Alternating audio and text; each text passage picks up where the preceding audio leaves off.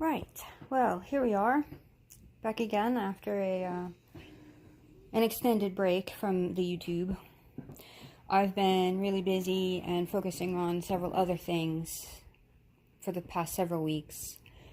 And honestly, I wasn't sure if I'd continue the whole YouTube thing, so I've been considering that, but I figured, you've got to give it a proper go. You've got to give it a proper go before you decide whether or not something is for you. I've only made 3 videos so far. I don't think that was quite fair to give up on it quite yet. So, here we are. And we have some updates. Sammy just celebrated his 11th birthday. I will include some clips of his little birthday party. I've done some work on the house. I'm going to show you. It is currently, it's over 100 degrees. The temperature is reading over 100 degrees Fahrenheit right now. The heat index is putting it at 116. So today has been an inside day, mostly. I swept a little bit and tidied up outside and was sweating profusely just doing that little bit, and I decided that today is just going to be an inside day. I've done some cleaning, some tidying around the house. And I thought, well, might be a good time to make a quick little video update, show you some of the changes that have been going on. One new addition to the family that I found at the consignment shop downtown, which is becoming my second home, is this cute little jade plant. And look at the little pot. I thought that was lovely. I'm really trying to add some more greenery to the house, just to bring more life and some more greenery, and just I just love that look of a house that's full of plants. So that's one of my goals. Anyway, I think what I'll do is take you outside and we'll show you the updates that I have made in the last few weeks. I've been working really hard on this. It's been a struggle because the weather has been unbearable. We've had storms, we've had ridiculous heat. Alright, so I'm going to try my best to figure out how to do a before and after, or at least a before picture of what the garage used to look like. I have painted it. It was completely unpainted when I bought the house. It was such an eyesore. I hated looking out the window to see it. So I've painted it to match as close as I could get to the house. And I've put some decorations up and a new roof. It has a new roof. The one that was on previously had holes in it. It was leaking, there was mold, it was a mess. So I had that completed. And I finished painting and doing the trim and putting up the decorations. And this is a work in progress with the garden shed, doing the same thing here. Nearly done. I still have the trim to paint. But I'm really happy with the results so far. It took me weeks to get this done, to even get to this point. And Bisbee wants to come out. It's only going to be a short trip because it is so hot. Sammy, you coming out too, Bubba? No? No, he says. Okay. So then quickly, I will show you. Same with the garden shed painting. I still have to repaint the door and the trim here. Some of it's looking kind of bad. But the biggest change here, and again, if I can figure out how to do a before picture inserted into this video, you'll see that this was all just dirt and rock. And every time it rained, this was a muddy pit. And I had to literally dig the door out so that I could open it to get into the shed. And I talked to the guy who did the roof. I had tried growing grass here. It was not a success. So he suggested doing a pave, and he made this sort of like divot so that the rainwater, when it comes down, will follow this sort of little trough and go down to the side. And indeed, it worked. We had 2 major storms. We had a lot of rain, and the shed did not flood. I could open it. It worked perfectly. The stream of water just came right down into the side.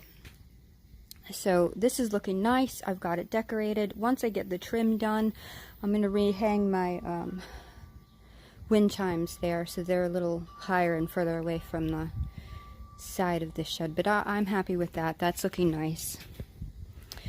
And one little detail that I thought I would share is, since this is all new too, this paving here, because this is the old sidewalk and it just stopped there, and this was all dirt. So he when he laid the pavement in front of the shed, he laid this new sidewalk and connected it to the old, so it's more of a continuous walkway. And the puppies, they walked over it, and I don't know if you can quite see. When the cement was still a bit wet, they walked over it, and there's Thisbe's little paw print, so I wrote her name there. And Sammy, he's got some paw prints here, so I wrote his name there. And I figured, well, we're a family, we need to stay together, so I put my handprint here, and I wrote Mama and her babies. And this, I think, really makes this house ours. You know, we've left our permanent legacy here, as permanent as anything can be in this world. I mean, it's not going to last forever, of course. But I thought that was really cute, and, you know, we left our little mark on the history of this house. After 116 years, we are contributing our little mark. So, that is what we've been working on over the past 2 weeks. I've also been taking a health course for the pups. Very detailed. It was a 6-week program. I managed to do as much as possible in 3 weeks and complete it. I learned a lot. It was very eye-opening. I've changed a lot, so I might go into more detail in a future video about that for anyone who's interested, you know, for all the puppy parents out there. And later tonight, we are just going to be keeping it very relaxed and chill. I'm going to be making a summery dinner, and I'll show you that, and I think that's pretty much going to be it.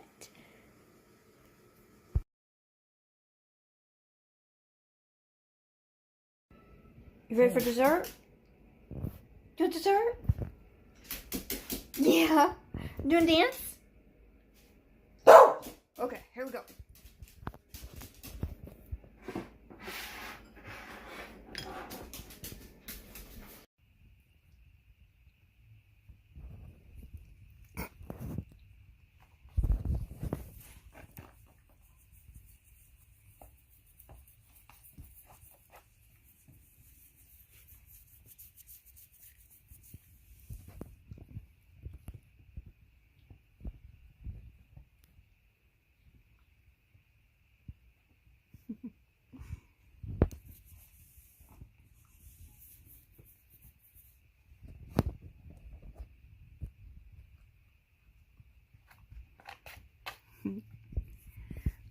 Hello.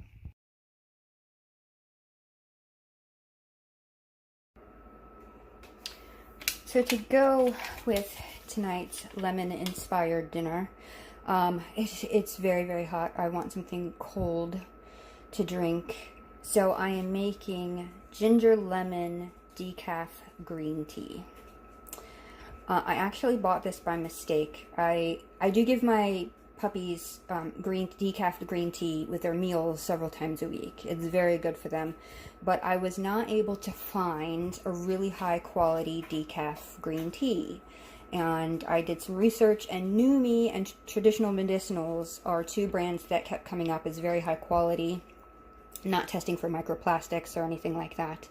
Organic as well. So I ordered this, not realizing that it had lemongrass in it, and lemongrass is toxic to dogs. And now I read, well, you can give it in small quantities, but I thought, nope, if it's toxic and I'm just going to avoid it altogether. So I am drinking it. I'm making an iced tea with it.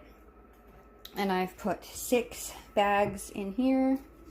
And I'm just going to add hot water, fill it up, and then stick it in the fridge. Now, I do like my tea strong.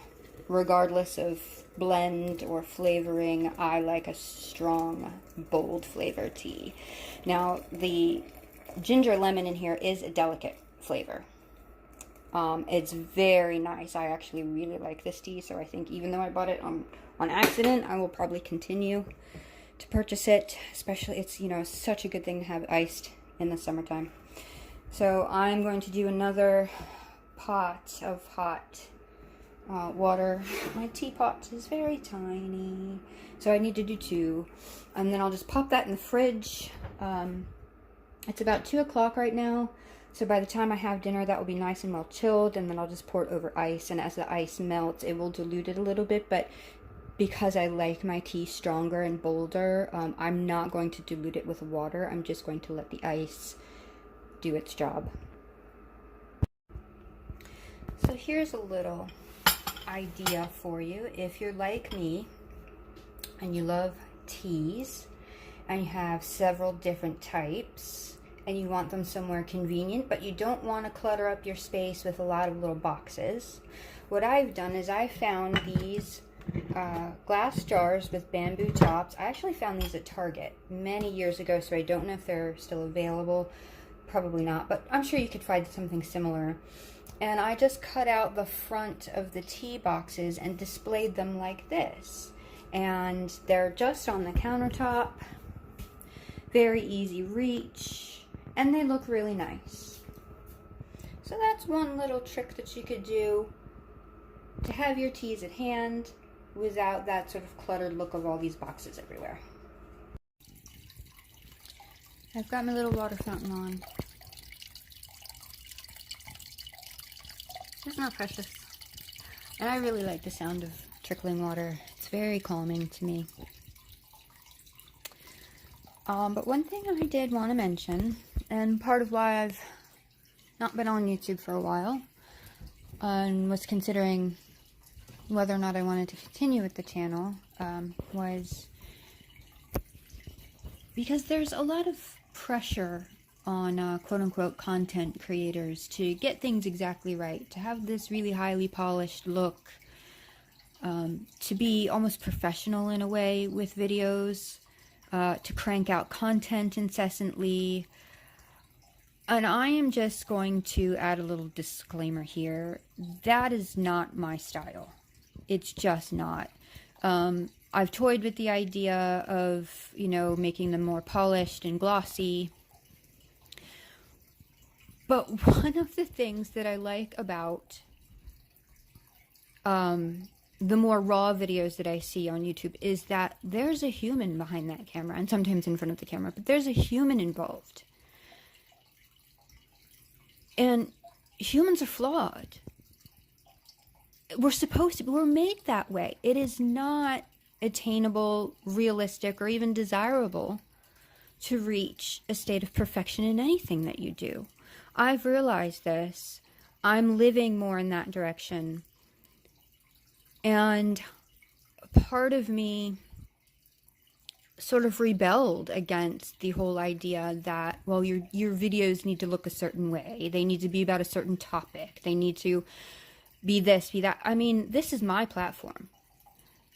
You either like it or you don't. And if you don't need to watch it. You signed no contracts when you signed up for your YouTube account. You don't have to watch anything that you don't like or disagree with. You have that right. And that's perfectly fine with me. This is a hobby. It started out as a hobby. It's going to stay that way. I have a shaky hand. My hand is not steady. And for the moment, I'm not spending money on equipment until I'm really sure that this is something I want to continue with doing.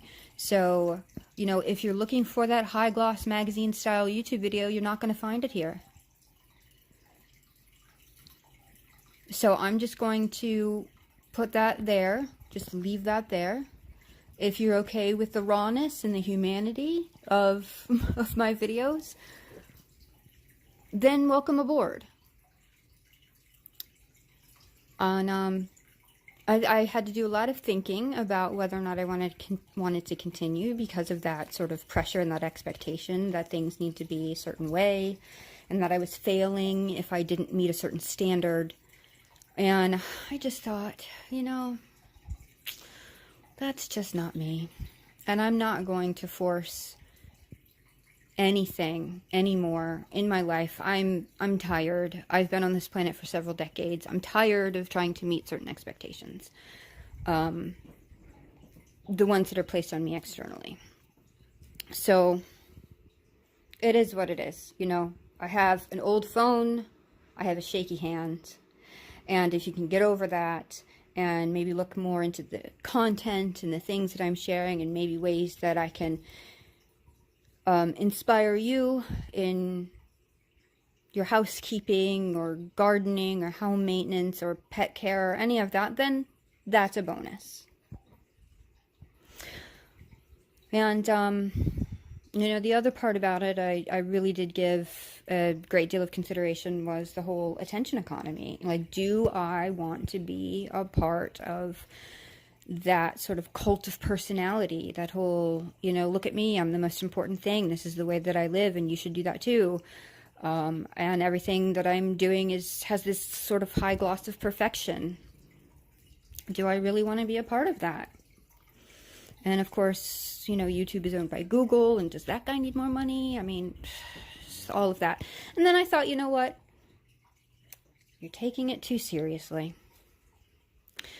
Let this just be a fun, creative outlet, a recording of my life here in my little house. You know, it's a real achievement to be able to own your own home, no matter how modest.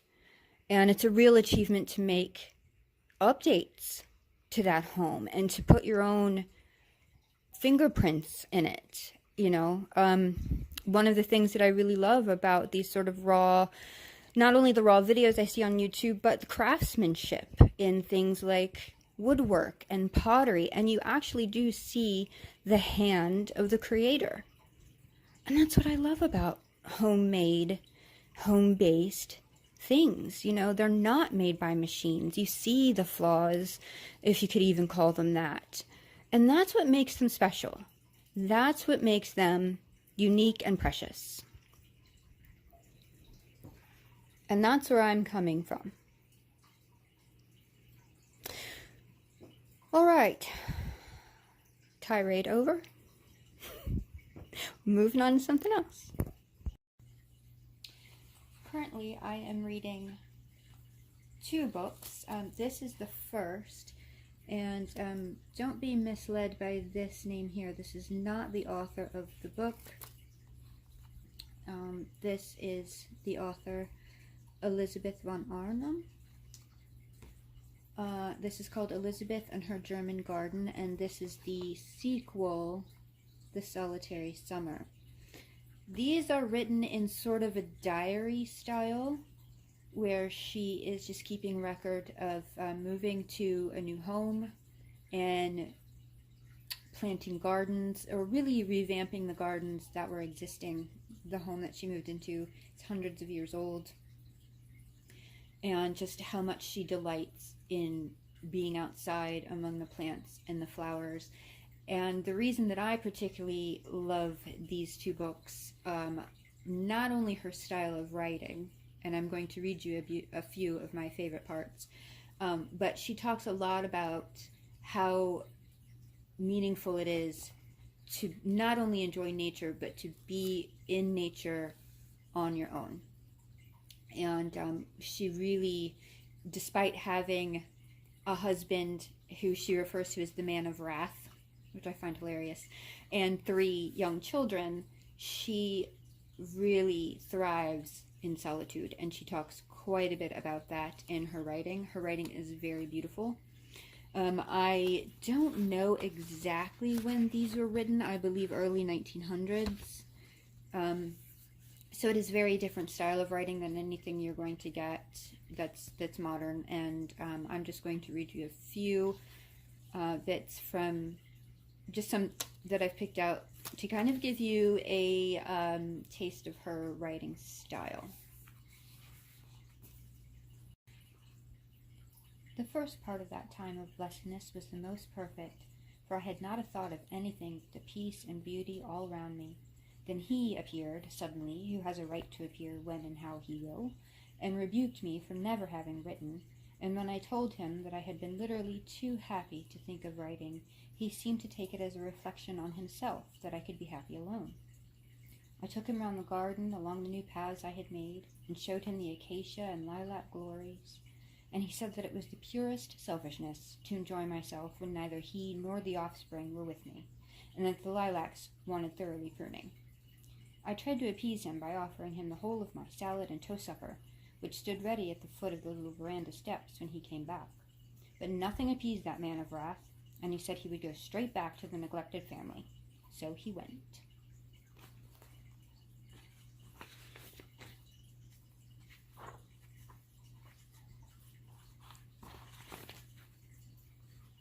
And in this next part, she is discussing the joy and the peace that she finds when being outside in her garden. May 16th. The garden is the place I go to for refuge and shelter, not the house. In the house are duties and annoyances, servants to exhort and admonish, furniture and meals, but out there blessings crowd round me at every step. It is there that I am sorry for the unkindness in me, for those selfish thoughts that are so much worse than they feel. It is there that all my sins and silliness are forgiven, there that I feel protected and at home, and every flower and weed is a friend, and every tree a lover. When I have been vexed, I run out to them for comfort, and when I have been angry without just cause, it is there that I find absolution. Did ever a woman have so many friends? Isn't that just such a lovely description?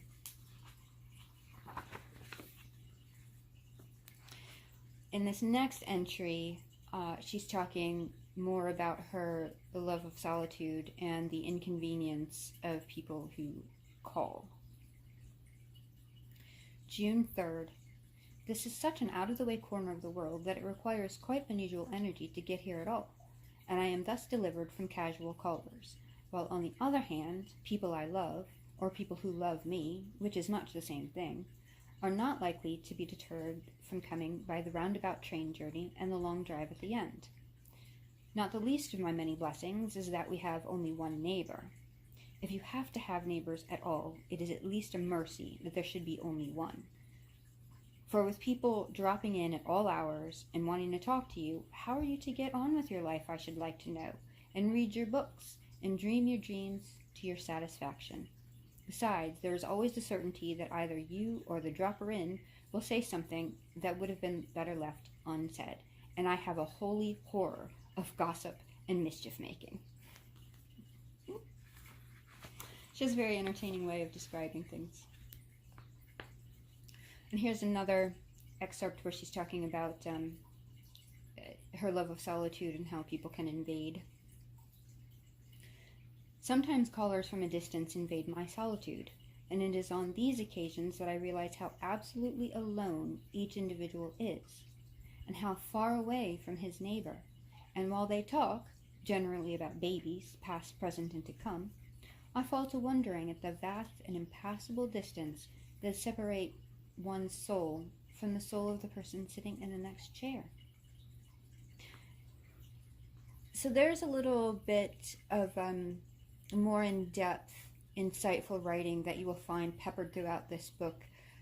She really talks about the human condition, how even though many of us are surrounded by friends and family, we are still alone on the journey through life. And, we have to at least to make peace with that at some level. And here is another, which I find very funny. I have been much afflicted again lately by visitors, not stray callers to be got rid of after a due administration of tea and things you are sorry afterwards that you said, but people staying in the house and not to be got rid of at all. All June was lost to me in this way, and it was from first to last a radiant month of heat and beauty. But a garden where you meet the people you saw at breakfast and will see again at lunch or dinner is not a place to be happy in. Besides, they have a knack of finding out my favorite seats and lounging in them just when I longed to lounge myself. And they took books out of the library with them and left them face downwards on the seats all night to get well drenched with dew, though they might well have known that what is meat for roses is poison for books. And they gave me to understand that if they had the arranging of the garden, it would have been finished long ago, whereas I don't believe a garden is ever finished. And this last excerpt that I want to read you literally had me laughing out loud and nodding my head, saying, yes, yes, I understand. The people I love are always somewhere else and not able to come to me, while I at any time can fill the house with visitors about whom I know little and care less. Perhaps if I saw more of those absent ones, I would not love them so well. At least that is what I think on wet days when the wind is howling round the house and all nature is overcome with grief. And it has actually happened once or twice when great friends have been staying with me that I have wished, when they left, I might not see them again for at least 10 years. So it's very entertaining. It's very beautifully written. There's a lot about her love of nature, her love of solitude. I just think these books are wonderful. And given that she writes so much on her love of being alone, is it any wonder that her follow-up is The Solitary Summer? Very much in the same vein, very enjoyable to read. Unfortunately, she does not get the entire summer by herself. She does ask her husband not to invite anyone over. She says, I just want a summer alone. I want to be with my books and my garden, and I don't want any visitors. But unfortunately, he does have to at least invite one visitor over. It's sort of a social obligation that he needs to fulfill. Plus, she has 3 young children. There's one point where she goes out into the village to fulfill a social obligation that she has. They're sort of lady and lord of the manor. So she comes home from that trip into the village exasperated with people and frustrated, and she just longs to be with her flowers and her books. And I think both of these are just absolutely lovely reads, especially for this time of year in the summer, where you can take these books out into your own garden if you're lucky enough to have one, or maybe out into a park and be surrounded by the beauty of nature and all the blooms and beauty of summer, and really get lost in them and the time and place that these books are written. I highly, highly recommend them. I found them both on Thrift Books, thriftbooks.com. They also have an app. I buy so many books from there.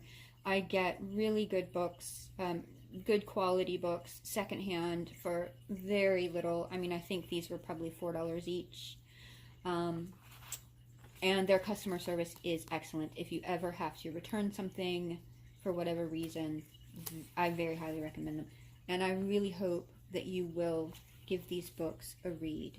And if you do, or if you've read them before, let me know what you think in the comments.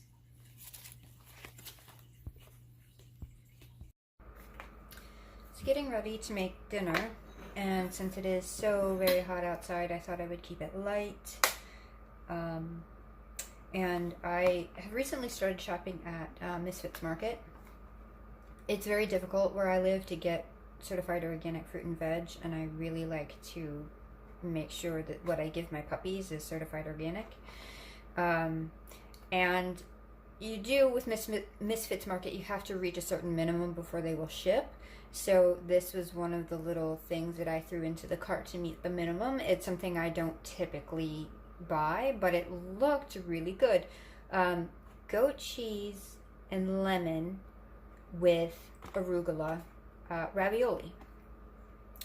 And I had some arugula left over, so I am just going to mix in, I'll just use this as a bed for the ravioli, and I just, instead of doing a sauce, I am blending olive oil with lemon juice. So there's 4 tablespoons of olive oil, 3 tablespoons of lemon juice. It is quite lemony, so you can adjust for your taste. And I did add a bit of salt and pepper, and I have tossed about half of the olive oil lemon juice mixture in with the arugula, and I'll drizzle the other half on top of the ravioli once it's cooked. So there we have it. I did let the ravioli cool. I ran it over some cold water and then let it sit for a while just so that it didn't wilt the arugula. And I've got my ginger lemon green tea. It's a nice, refreshing, light meal for a scorching summer's evening. And I am going to choose a record to put on. I am in the mood for either Irish or English folk music, or maybe something French cafe. We'll decide. But this is a nice thing to do on Saturdays. I got away from the tradition of doing Saturday evening meals. I really want to get back into it. It's important to treat yourself. Just because you live on your own or you don't have anyone else to cook for doesn't mean that you can't have a lovely, elegant meal for yourself every once in a while.